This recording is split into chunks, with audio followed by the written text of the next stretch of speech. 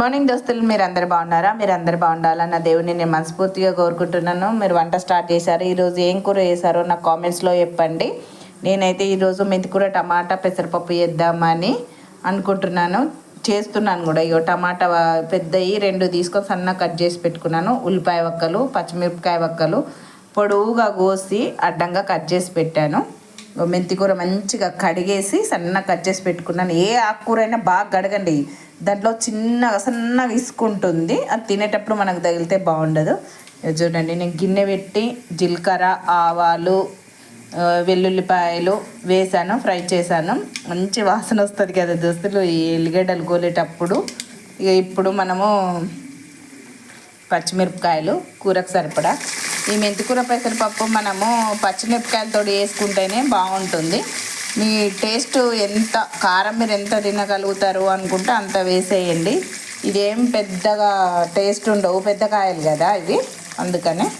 ఇంకో పెసరపప్పు కూడా నేను ఒక 10 నిమిషాల ముందు నానబెట్టి పెట్టుకున్నాను. మనం ఈ ప్రాసెస్ అంతా అయ్యేసరికి పెసరపప్పు నానిపోతుంది. ఇంక ఇవి ఫ్రై అయిన తర్వాత ఉల్లిపాయలు ఇద్దాం. పచ్చిమిరపకాయలు మంచిగా ఫ్రై అయినాయి కదా, ఇప్పుడు ఉల్లిపాయలు. ఈ ఉల్లిపాయలు కొద్దిగా ఫ్రై అయిన తర్వాత పసుపు వేసుకుందాం. ఉల్లిపాయలు మంచిగా ఫ్రై అయిపోయినాయి. ఇప్పుడు మనం పసుపు వేసుకుందాం.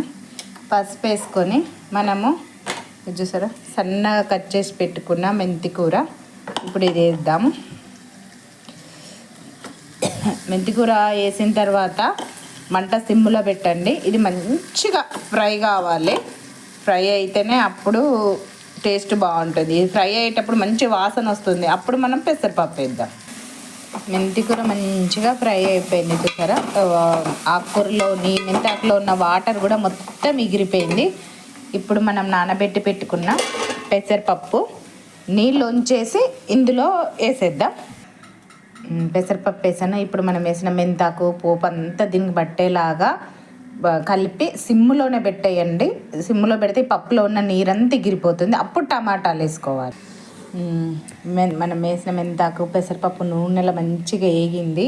ఇప్పుడు మనము కట్ చేసి పెట్టుకున్న టమాటాలు వేసి ఇవి కూడా కొంచెం మగ్గినాక అప్పుడు మనము కూరకు సరిపడా ఉప్పు వేసుకుందాం. ఇప్పుడు మనం మగ్గిద్దాం. టమాటాలు కూడా మంచిగా మగ్గిపోయినాయి. ఇప్పుడు మనం కూరకు సరిపడా ఉప్పు వేసుకొని మంచిగా కలపాలి. ఉప్పు వేసి కలిపేసాను. ఇప్పుడు మనము ఇది సరిపడా నీళ్లు పోసుకుందాం. చూసారా, నేను పెసరపప్పు